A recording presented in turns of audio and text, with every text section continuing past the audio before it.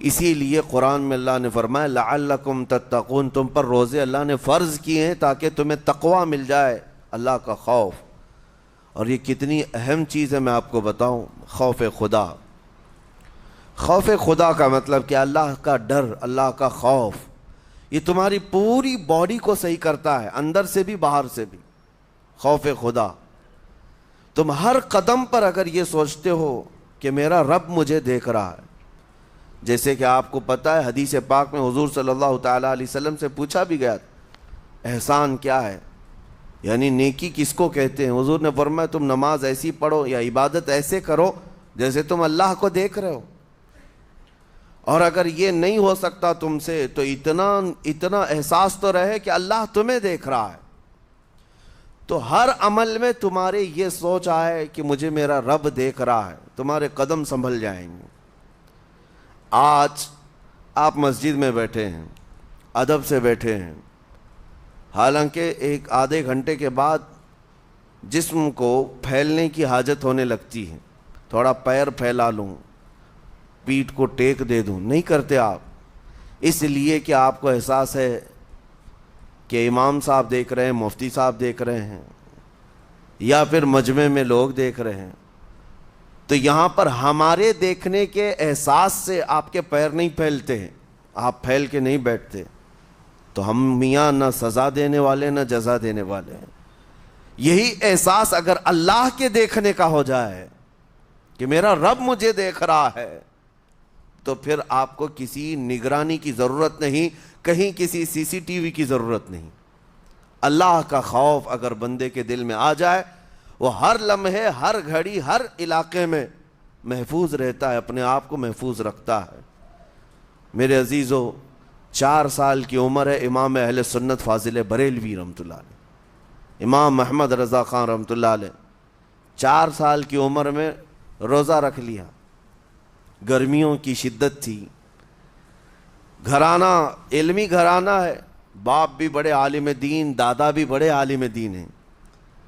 4 سال کی عمر میں روزہ تو رکھ لیا، اور جب تھوڑی دوپہر ڈھل گئی، اچھوں کی حالت دھوپ کے دنوں میں خراب ہونے لگتی ہے، تو شام ہونے کو قریب تھی کہ ایک کمرے کے اندر دادا محترم نے پوتے کو بند کر دیا، اور کچھ پھل فروٹ ساری چیزیں اندر رکھ کر کے دروازہ باہر سے بند کر لیا۔ کہا بیٹا کھا لینا، میں کسی کو بتاؤں گا نہیں، کسی کو نہیں بولوں گا، 4 سال کی عمر ہے، تمہارا روزہ بھی رہے گا، کھا کر کے تھوڑا پیٹ ہلکا کر لینا۔ تو یہ دروازہ بند کر کے دادا محترم چلے گئے۔ کافی دیر کے بعد دروازہ کھلا تو وہ پھل فروٹ ویسے کے ویسے ہیں، بچہ ویسے ہی بیٹھا ہوا ہے۔ امام احمد رضا رحمۃ اللہ تعالی علیہ، 4 سال کی عمر کی بات کر رہا ہوں، دادا نے آ کر پوچھا بیٹا کھائے نہیں؟ دروازہ بند کر لیا تھا۔ تو 4 سال کی عمر میں مولانا امام احمد رضا کہنے لگے کھا تو لیتا، لیکن ہر گھڑی میرا مولا تو دیکھ رہا ہے، جس کے لیے روزہ رکھا وہ تو دیکھ رہا ہے۔ یہ ہے تقوی، یہ ہے خوف خدا، کہ اگر یہ کسی کے دل میں بیٹھ جائے، اسے لوگوں کو دکھانے کی یا لوگوں کے اسے دیکھنے کی کوئی ضرورت ہی نہیں۔ میرے عزیزو، تقوی حاصل کرنے کا یہ اتنا بہترین راستہ ہے، اتنا بہترین راستہ ہے۔ آپ روزہ ہیں، کس کو پتہ ہے؟ میں روزہ ہوں، کس کو پتہ ہے؟ یہ راز ہے میرے اور اللہ کے درمیان۔ آپ روزہ ہیں، یہ راز ہے آپ کے اور اللہ کے درمیان۔ بہت سارے موقع آپ کے پاس ہیں دن بھر میں، فجر سے لے کر عصر تک، کئی مرتبہ وضو میں جانا پڑتا ہے، باضابطہ آپ کلی کر رہے ہیں، آدھا نگل جاتے، کس کو خبر ہے؟ یا کہیں چھپ کر کے کوئی ہلکی سی چیز چبا لیتے، کس کو خبر ہے؟ اس لیے کہ یہ اندرونی معاملہ ہے، راز ہے۔ آپ کھا رہے ہیں، پی رہے ہیں، یا نہیں کھا رہے ہیں، نہیں پی رہے ہیں، یہ کوئی دوسرا نہیں کہہ سکتا۔ آپ کے اور آپ کے اللہ کے درمیان یہ راز ہے۔ اور آپ بچے ہوئے ہیں، حلق سوکھا ہے شام کے وقت، اور پیٹ بھی پیٹ سے لگنے آ جاتی ہے۔ کام کرنے والے جانتے ہیں کہ شام ہوتے ہی روزے کا اثر کس قدر ظاہر ہوتا ہے۔ کام کرنے والوں کو زیادہ اثر پڑتا ہے، اے سی میں سونے والوں کو روزہ کہاں پتہ چلتا ہے۔ لیکن اس وقت بھی وہ نہ پانی کا ایک قطرہ حلق میں ڈالنا چاہتا ہے، نہ کوئی چیز چھپ کر کے چبانا چاہتا ہے۔ مجھے بتاؤ میرے عزیزو، کیوں اپنے آپ پر یہ تکلیف اور اپنے آپ پر یہ زیادتی کر رہے ہو؟ آپ کو اندازہ ہوتا ہے یہ میں زیادتی نہیں کر رہا، نہ ہی اپنے آپ کو تکلیف میں ڈال رہا ہوں، یہ میرے رب کی رضا ہے، میں اسی پر قائم ہوں۔ اسی لیے فرمایا گیا کہ جب افطاری کا دسترخوان بچھتا ہے اور پہلے ہی آ کر کے لوگ بیٹھتے ہیں، اور یہ سنت بھی ہے، ایسے نہیں کہ بھاگتے بھاگتے آپ آئے، وقت ہوا، کھجور لیے اور کھا گئے۔ افطاری کے وقت سے تھوڑی دیر پہلے بیٹھ جاؤ، تمہارے دسترخوان پر نعمتیں رکھی ہوئی ہیں، پھل بھی ہیں، میوہ جات بھی ہیں، کچھ کھانے پینے کی چیزیں بھی ہیں، ٹھنڈا شربت بھی ہے، دیکھتے ہوئے بیٹھے ہیں آپ، لیکن ہاتھ نہیں لگاتے ہیں۔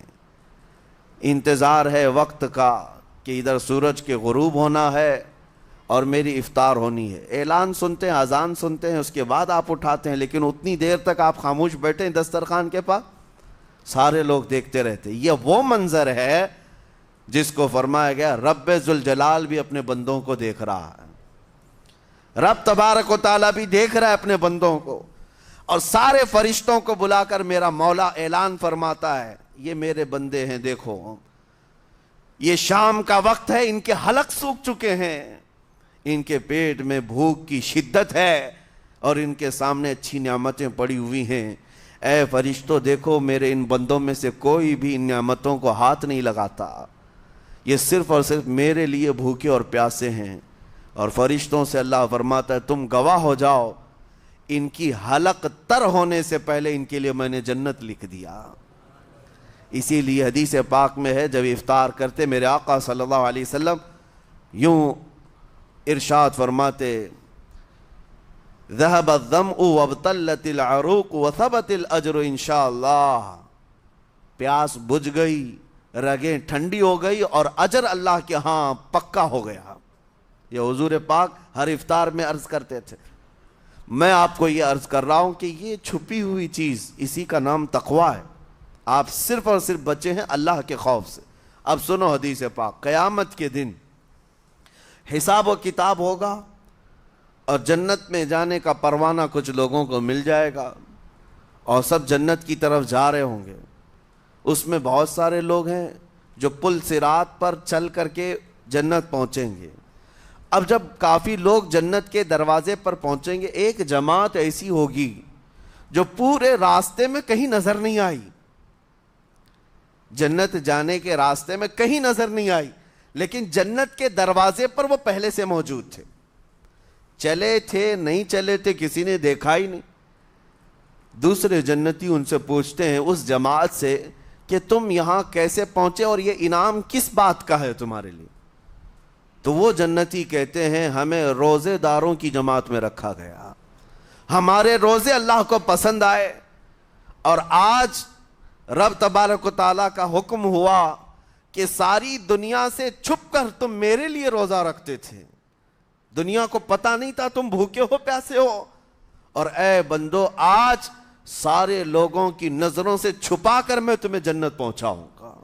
وہ ایک جماعت ایسی ہے جو راستے بھر چلتی ہوئی نظر تو نہیں آئی لیکن جنت میں پہنچ گئی، وہ روزے داروں کی ہے۔ آج یہ تقوی حاصل کرنے کا سب سے بہترین راستہ، اور تقوی کیوں ضروری ہے؟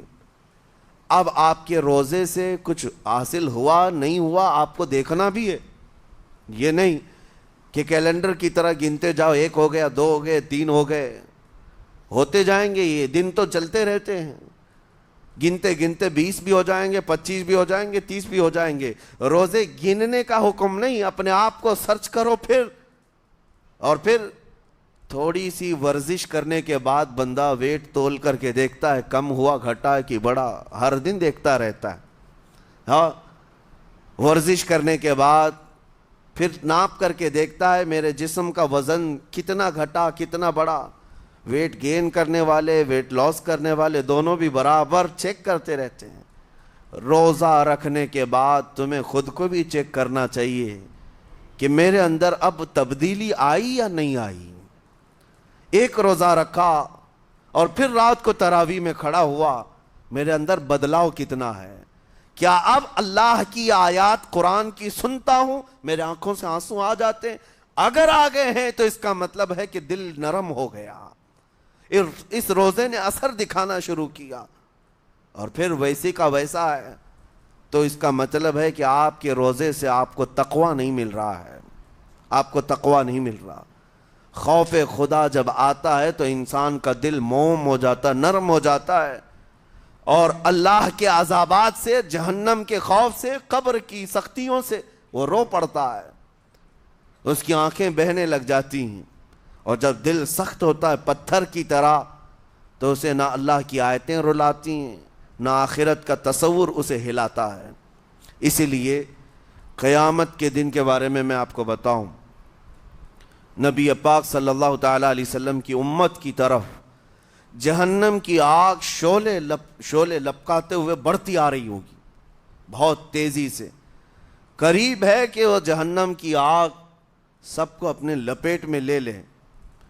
وہاں کھڑے ہوئے بہت سارے لوگ اپنے اپنے اعمال کا صدقہ پیش کرنے لگے۔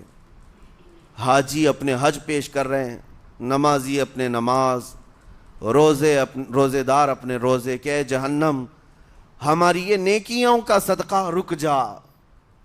جہنم کی آگ بڑھتی چلی آئی، بڑھ رہی تھی۔ جبرائیل امین علیہ الصلاۃ والتسلیم حاضر ہوتے ہیں بارگاہ مصطفیٰ صلی اللہ علیہ وسلم میں، ایک پانی کا پیالہ انہوں نے پیش کیا اور کہا یا رسول اللہ صلی اللہ علیہ وسلم یہ پانی آپ اس آگ پر چھڑک دیں۔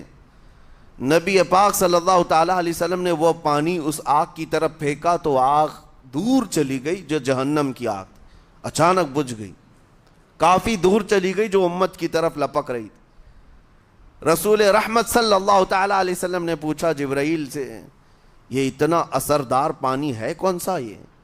جبرائیل امین عرض کرتے ہیں یا رسول اللہ یہ آپ کے ان امتیوں کے آنسوؤں کا پانی ہے جو رات کھڑے ہو کر اپنے رب کے خوف سے رویا کرتے تھے۔ وہ اللہ کے خوف سے تھر تھراتے تھے، ڈر کر کے ان کے آنکھوں سے جو آنسو آتے۔ جبرائیل امین کہتے ہیں میں نے وہ آنسو جمع کر رکھے تھے اور وہ آج میں نے آپ کے سامنے پیش کیا۔ ایک آنسو کا قطرہ جہنم کی آگ بجھانے کے لیے کافی ہے۔ موتی سمجھ کے شان کریمی نے چن لیے قطرے جو گرے تھے عرق انفعال کے۔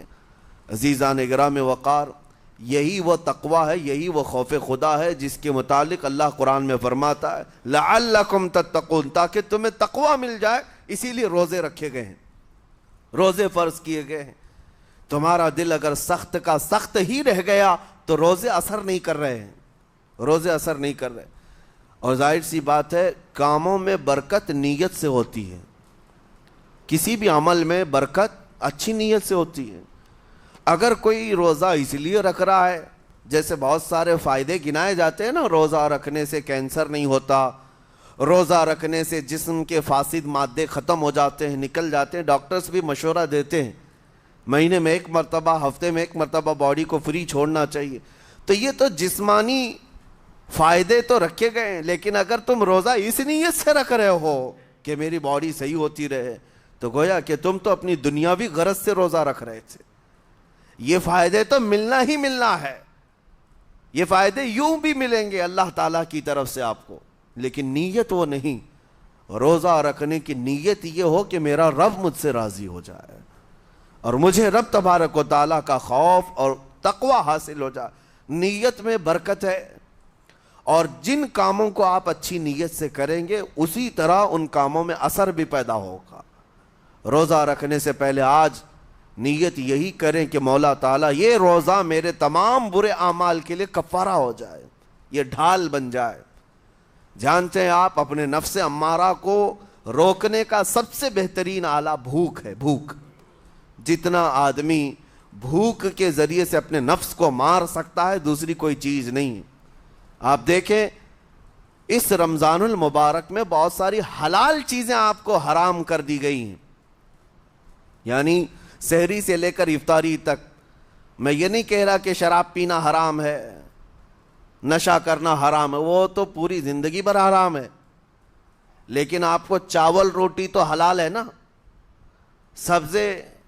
سیب پھل فروٹ تو حلال ہے، لیکن یہ حلال چیزیں بھی اللہ نے آپ پر حرام رکھی ہیں، روزے کے عالم میں نہیں کھا سکتے۔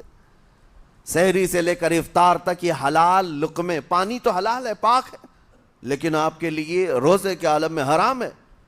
اسی طرح شادی شدہ مرد اپنی عورت کے ساتھ زندگی بھر کبھی بھی جمع کر سکتا ہے، رات میں سو سکتا ہے، لیکن حالت روزہ میں وہ حلال کام بھی حرام ہے، حلال کام بھی حرام ہے۔ اپنی عورت سے جمع کرنا حالت روزہ میں کیوں روکا گیا؟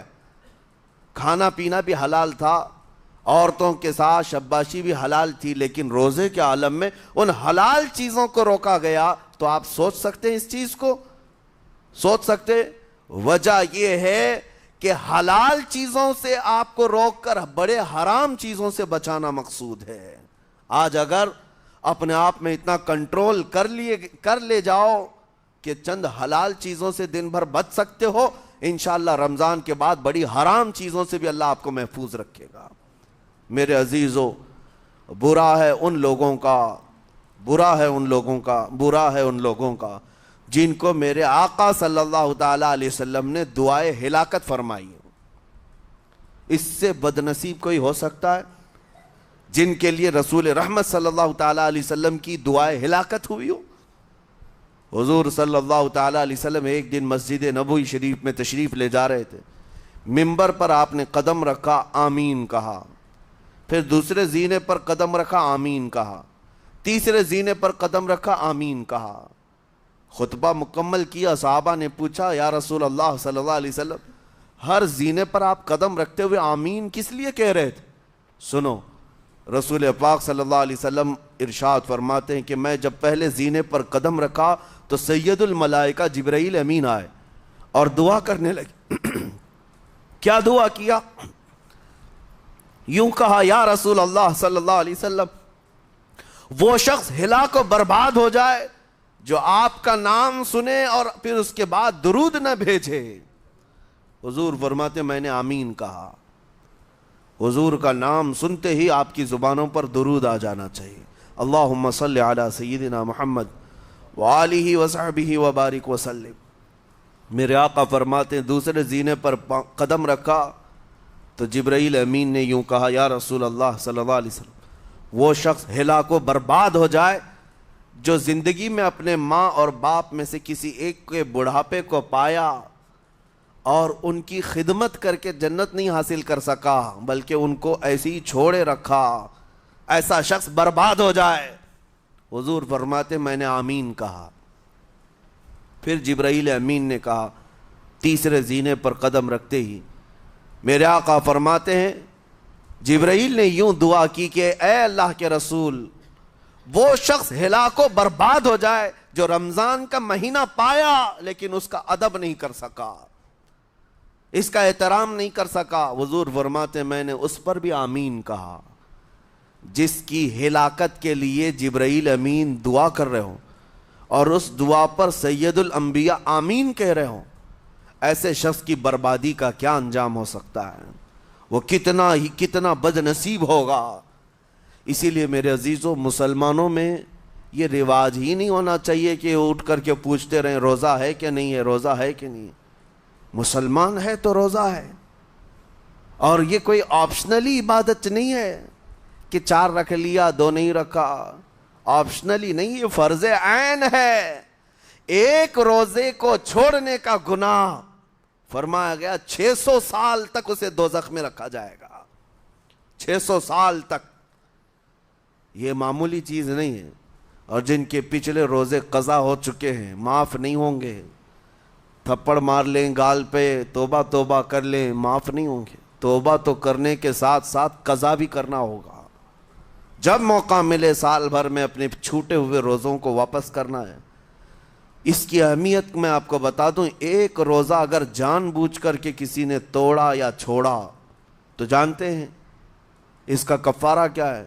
اس کا کفارہ یہ ہے کہ اس کے بدلے میں دوسرے دنوں میں 60 روزے کنٹینیو رکھے۔ رمضان کا ایک روزہ پورا کرنے کے لیے 60 روزے رکھنے پڑ جائیں گے۔ ہاں، اگر کسی عذر کی وجہ سے، کسی تکلیف کی وجہ سے چھوڑا تھا، بیمار تھا یا سفر میں تھا یا تکلیف کی شدت تھی اس وجہ سے روزہ چھوڑا تھا، تو اس کے بدلے میں ایک روزے کی قضا ایک ہی روزہ ہوگی۔ لیکن بغیر کسی عذر کے، شہوت کی وجہ سے، نفس پرستی کی وجہ سے توڑا تھا یا چھوڑا تھا، تو پھر 60 روزے رکھنے پڑ جائیں گے۔ اس سے اندازہ ہوتا ہے کہ ایک روزے کی اہمیت کیا ہے رمضان کے۔ اسی لیے میرے عزیزو، یہ روزے آسان ہیں، روزے آسان ہیں، اس کو رکھ لو، اس کی جزا بہت بڑی ہے، اس کی جزا بہت بڑی۔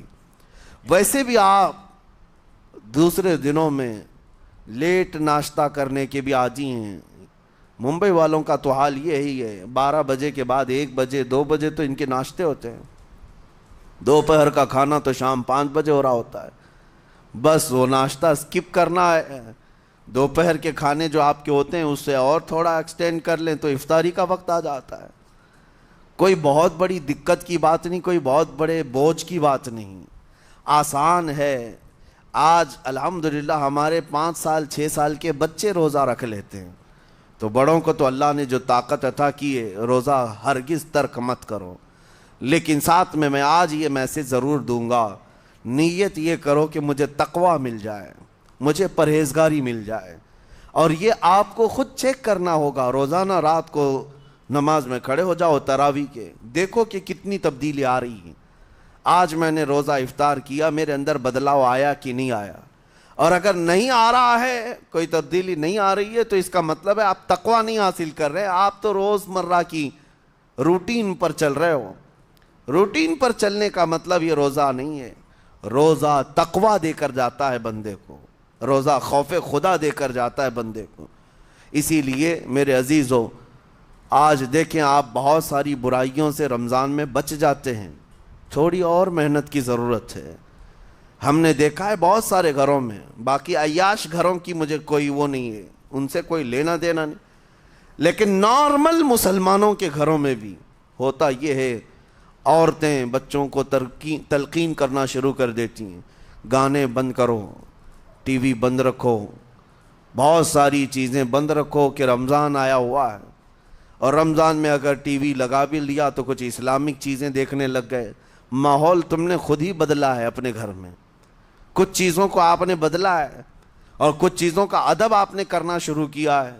اسی کو اور تھوڑی سی محنت کے ساتھ بڑھا لیا جائے، قسم رب ذوالجلال کی، ہر برائی رمضان میں ہی آپ سے ختم ہو جائے گی۔ جس کی کوئی چیز چھوڑنے پر نہیں چھوٹتی ہے، وہ رمضان میں کر کے دیکھ لے، اللہ کی بارگاہ میں یاد کرے کہ مولا دن بھر میں تیری رضا کے لیے بچ رہا ہوں، مجھے میری باقی زندگی میں ان گناہوں سے بچا لے۔ وہ رحمان ہے، جب وہ تمہیں اس کے بدلے میں جنت دیتا ہے تو یہاں برائیاں کیوں نہیں چھڑواتا؟ یقیناً وہ برائیوں کو تم سے دور کرے گا۔ قرآن کا فرمان عالی شان، لعلکم تتقون، اسی پر میں نے آپ کے سامنے بات رکھی ہے۔ روزے اس لیے فرض کیے گئے ہیں تاکہ تمہیں تقوی مل جائے، پرہیزگاری مل جائے۔